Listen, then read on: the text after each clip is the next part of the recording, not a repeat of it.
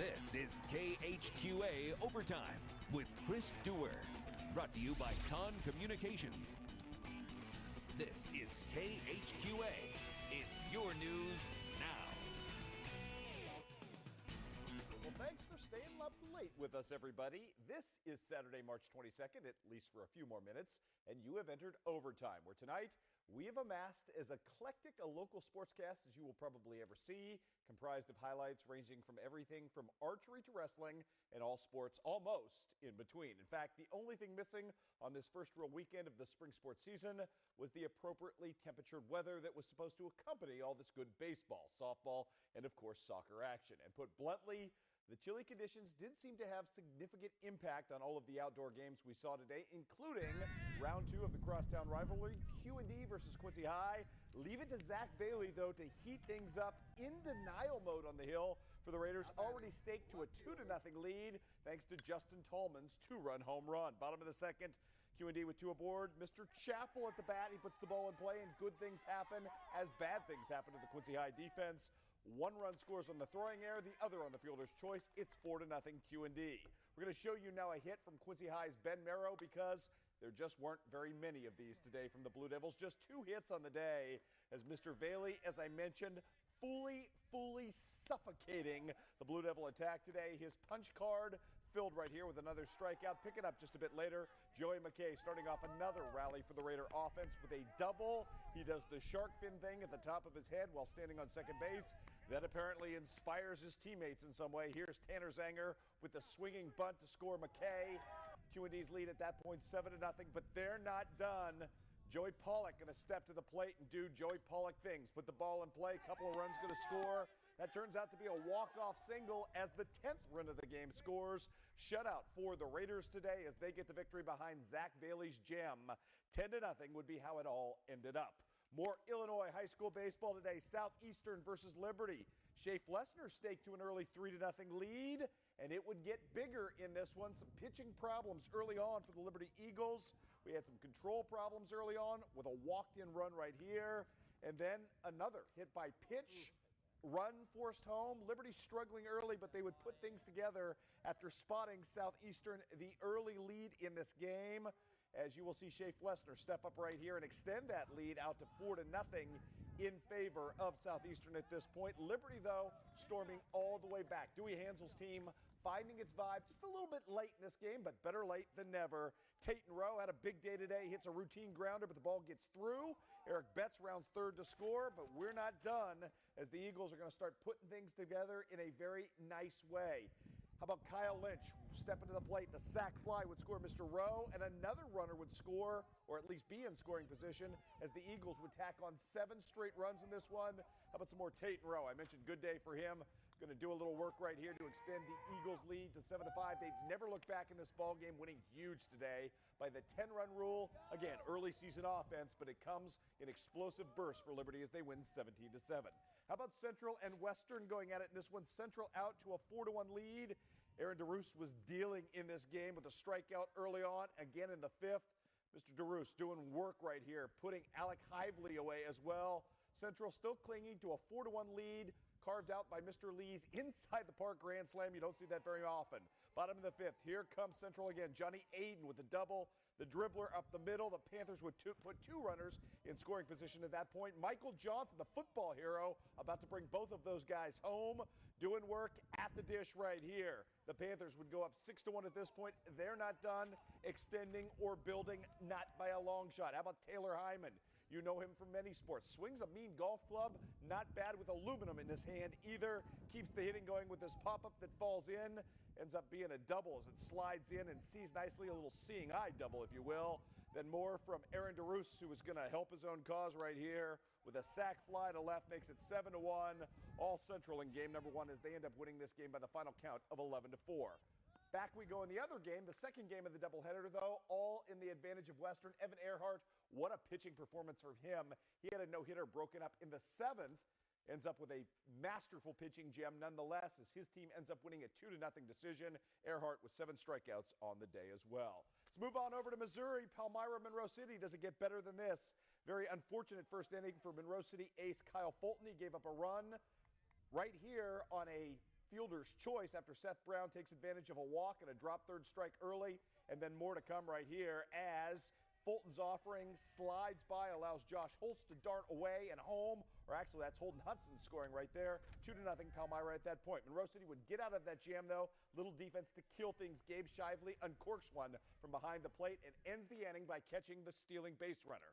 The bigger problem for Monroe City though, Aaron Stone. Stone cold locked in today with a strikeout there. He was stone cold masterful as well in this one, getting another strikeout right here. Kyle Fulton, though, would settle in and try to oppose him with great pitching in his own right. The big lefty can certainly throw it down and get strikeouts, but Stone was just too salty, again, with some more nastiness on the dish today, or I should say on the bump today, throwing it down. Another lefty who had good stuff today. The defense would help out, too. When Stone did give up a hit, and they were rare, here comes Trevor Menny to stop it, thwart it, use those quick instincts to get the runner just barely at first base. Speaking of Trevor Menny, he'd add to the offensive total as well in this one. Drop it in a single right here, which would fall in for an RBI. That makes it 3-0 Palmyra. Mr. Stone did the rest. Pitched the shutout today, twirled a gem as Palmyra gets the victory today by the final count of 5-0 to open the season with a big win over their arch rivals. Palmyra wasn't done doing work in the Clarence Cannon Conference Tournament today. Actually, they split it up into 3 different team round robins today. Palmyra also beat Highland 10-0, and then Highland bounced back, however, and ended up beating Monroe City later in the day behind a great pitching effort and hitting effort from Mr. Ryan Waterman, who went 2 for 4 at the plate today with a double as well. Also, over in beautiful Louisiana, Macon showed out today and showed out hard, beating Clark County 10-0, and then also doing work against the host team, Louisiana, with a 2-1 victory. Looks like the Tigers are going to be formidable indeed. We've got soccer for you coming up as well. Hannibal versus Marshall. The Lady Pirates going to be one of the really good stories of this spring. Great start in this one. Ashley Wilson does that flip thing. It never works out this well until right now. How about the birthday girl, Lauren Whalen, knocking one home right there? Beautiful stuff from her. Lauren Whalen getting the job done right there, knocking one home. 3 minutes later, how about Mackenzie Maris from the impossible angle? She's going to hit the volley right here, and it's just going to sail to the back of the net. Good stuff from her as well. Makes it 2-0 before you could blink. Big day as well today for Paige Utterback, scoring utterly from the back today, if you will. This off a corner restart. Paige going to punch one home from distance after the end of this mad scramble. Made it 3-0 Hannibal at the end of the first half. They'd add one more Paige Utterback goal and win this thing going away today. 4-0 your final. Caitlin Edge barely tested, but she does get credit for a shutout. She's a good one. One more reason to like that Hannibal soccer team an awful lot. We'll talk a lot more about them, I'm sure, coming up this spring. More to tell you about today. How about a little tennis for you? Quincy High Blue Devils battling with the flu bug just a bit today. It affected their overall team performance at the Triad Invitational, but clearly Tom O'Connor perfectly healthy. 4 matches today, 4 wins. Congratulations and good stuff from that young man as well. Let's move on now. While the high school basketball season is barely out of our rearview mirror, sometimes you have to ease out of the round ball mode slowly so as not to get the sporting equivalent of the bends. That's why the WBBA All-Star Radio Classic has always been a unique March treat. North versus South today down in North Green. Let's pick it up early on. Not pretty necessarily right here, but the end result is good. How about Cody Hildebrand staking the North to the big lead early, and they were unrelenting in this game, up 39-16. One more bucket Band-Aid for Hildebrand. He's not done. How about the Wolf of North Green Street, or whatever they're calling that? Connor Wolf, healthy and good, got the wrist working. Nice jump shot for him. Some defense right here as well. Cole Phillips, the pickoff, the steal, the interception, if you will, for that fine young defensive back. Gets the lay-in at the other end. More from Phillips. Looking inside to Mr. Austin Mast. Big fella from Liberty getting the job done as well. How about some Gage Klitz as well to keep extending this growing and enormous first-half lead? Gage can flat get up to get down, throws down one of his trademark dunks. Kind of seemed unfair for the North to have all this talent on one team. That included this fella, Player of the Year candidate Michael Blewett from the top of the key. Angle side with the 3 as well. Camp Point Central represented not only by Cole Phillips, but by Zach Hibbert as well. He's going to make his presence felt with a pretty scoop shot. How about Gage Klitz? Some more of him. He wants to prove to you he's a stretch 4. I'm not going to doubt him when he hits shots from this distance, crossing over to do it as well. Tell you what, the North squad just in flat-out seek and destroy mode. They build up a huge lead. They really never look back in this game. Not pictured Lane Davis with 18 points, 11 rebounds. He was your MVP. Oh, Michael Blewett. Nasty, nasty inside feed to Zach Hibbert. And how about some Alex Blickhand, although I reject any Alex Blickhand highlight that's not a dunk over a 7-footer from the Sudan. Okay, but this is still pretty good. Good stuff from him. The North squad wins going away. Great job by our friends at WBBA Radio. Another fine show tonight. 129 to 87. A little bit of a blow up, but it's an all-star game. Who cares? The highlights were good, and that's all that matters. We've got more to talk about tonight. Let's talk a little volleyball for you. The day started off awfully well for those plucky Payson Seymour 8th graders as they get the win over Springfield Christ the King. Haley Hickerson leading the way in a 19-25, 25-13, 26-24 thriller today. Miss Hickerson with 15 service points. Unfortunately, the story takes a turn for the unfortunate after that as Payson Seymour ran into a buzzsaw in Holy Trinity. Melina Tedrow with 8 service points in that one, which means, by virtue of that loss, Payson Seymour will play for 3rd place coming up on Tuesday against Lewistown Central. We had wrestling today in town. I told you we had a smattering of everything. Q&D Open today. Anyone can wrestle, including the best high schoolers, and they took advantage. Jeffrey Haley taking advantage of his opponent right here. He's a big, strong fella, that Jeffrey Haley, and you see why right here, picking up 225 pounds of opponent and throwing it down easy for the quick takedown. 3 points there for him. It's only a 3-pointer in basketball, Chris. More from Haley, picking the ankle to pick up a 16-2 tech fall victory for him. How about KHQA's Dakota Shaw? Finished in the top 4 in the state this season. He shows you his moves right there. Takedown in round 1. Round number 2, Shaw kind of ramps up the attack right here. The pace of his attack, much more aggressive, as he's going to get the takedown early and then eventually the pinfall victory moments later. Dakota Shaw, flat-out animal. He's back next season as well. Kid does a lot of things well. Can play some football, can hit a baseball.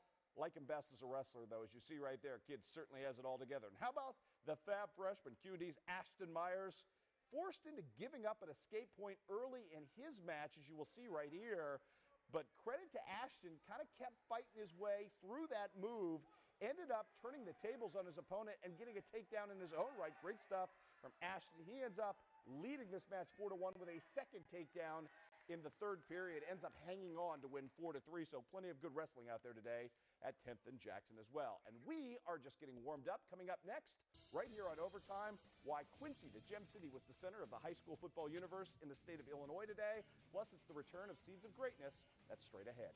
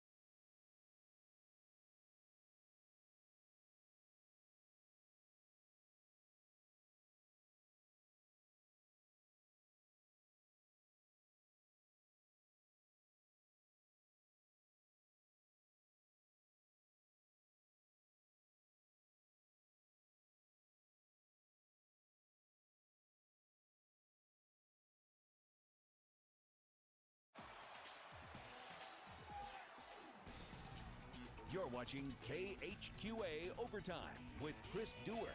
Brought to you by Con Communications.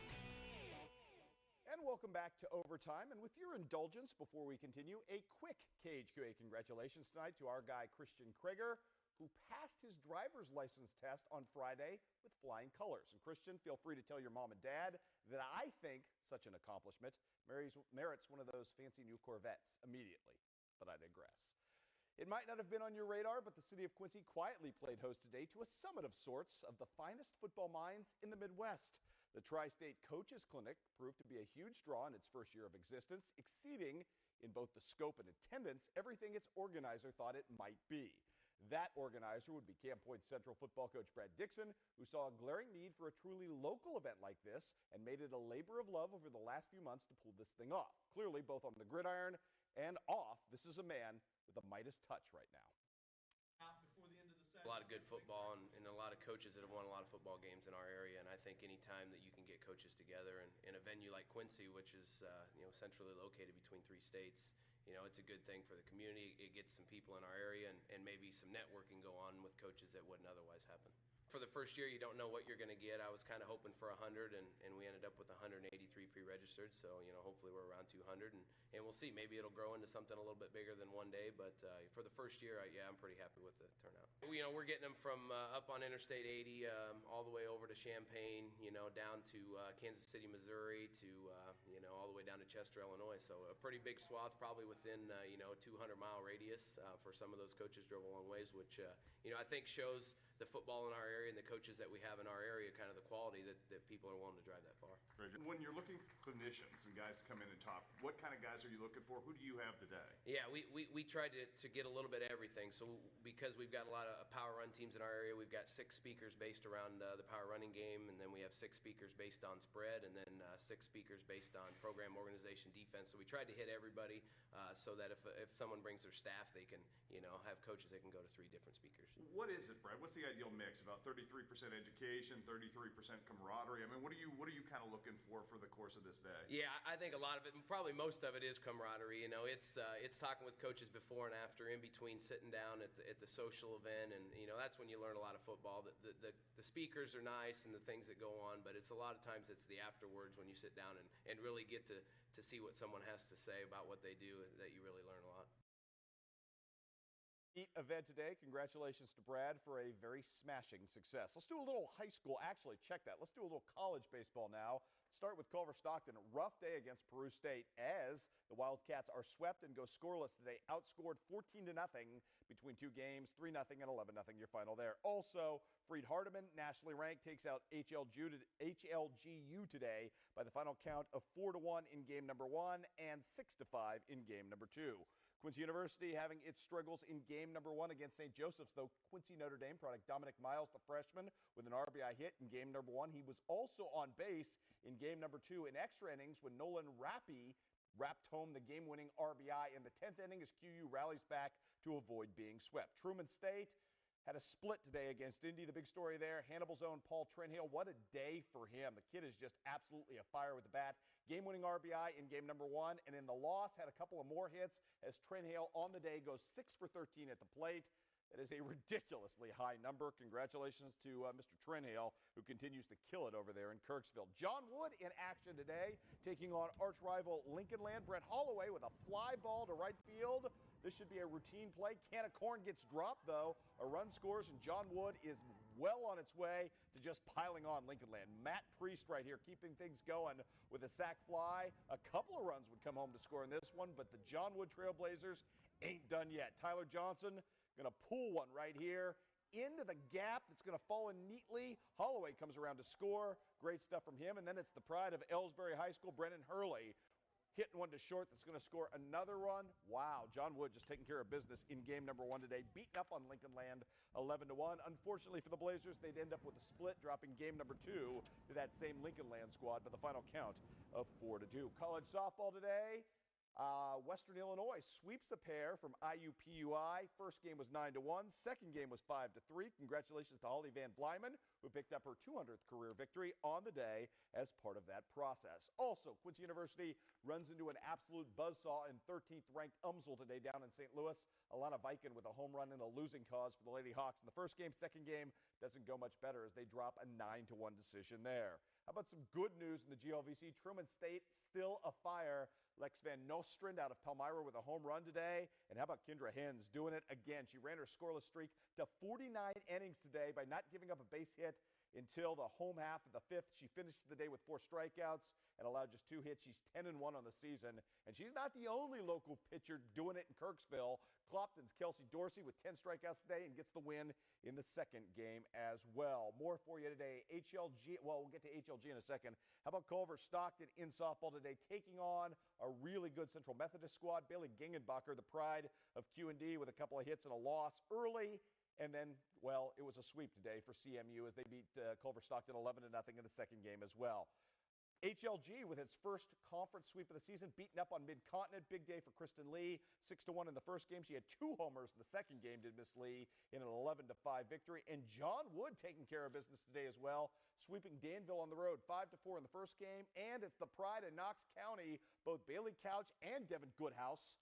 She's mighty with home runs in the second game as well in a 7-3 final. That's how that would end up as well. Well, now that the KHQA sports team has kind of, well, been able to dig out from under the avalanche of playoff basketball, we can get back to the business of one of our favorite pet projects, our focus on finding the next wave of tri-state athletic talent. That is the Burris Hybrid Seeds of Greatness feature, and it's back. And tonight, Will Wilson jumpstarts our efforts with a Northeast Missouri girl who can claim to be the best in the country at her unique craft. Seeds of Greatness brought to you by Burris Hybrids. Brooke Miller has what no basketball, baseball, or football state champion has accomplished: an archery national championship. The 8th grader from Highland recently took home first place at the Field Archery Championships in Louisville, a sport she's been able to dominate since she began shooting. I started archery when my dad shot at a league, and I was like, oh, I thought this would be fun, so I decided to pick up a bow, and I went from there. With being able to attend state and national tournaments, Brooke's been able to become close with shooters from all over the country. That experience was very fun, but all my competition, I knew I'm friends with pretty much everybody there, and it was amazing. It's really fun because you get to know them better and better, and you all just love hanging out, especially at the hotels. Butch from Butch's Sports World in Palmyra begins hosting different tournaments on his property when the weather clears. The events have helped benefit the mental approach to Brooke's shooting. It helps me with concentration a lot because when you move outside, it's different than shooting the same spot every time. And you can shoot 3D targets and walk and exercise and have fun. It's great to have a place to come shoot anytime you want and practice, hang out with friends, and it's awesome. Not even in high school yet, Brooke has already thought about making archery a part of her future. I hope some colleges around here start getting archery in their program so kids like us can go to an archery scholarship. That would be awesome because that would be more shooting time and scholarship where you get to go to school and do what you love. Next year, I'm just looking to have fun because this year was amazing. I shot the best I've ever had this year than I did last year. Last year I shot okay, but I shot very good this year. And next year I'm just going to have fun. And like all great athletes, Brooke says she can't get better without competition. It's awesome to have friends, shooting around with them, and they can beat you any day and you can beat them any day. Well, Brooke is just part of that dynastic stable of archers that our guy Butch Herod has built over in Palmyra. We'll have a little bit more on the rest of the squad coming up tomorrow night on the Late News right here at KHQA. And we've got more coming up for you straight after this.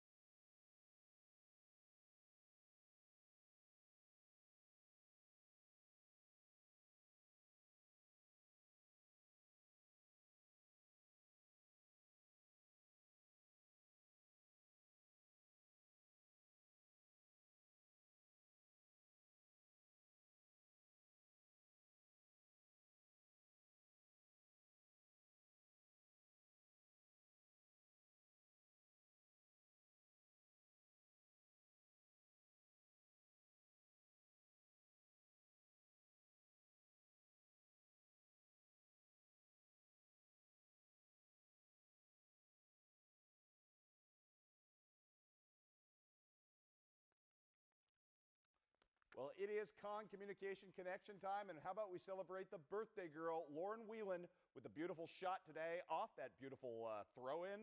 You know what? It's her birthday. Why not? Congratulations and happy birthday to Lauren.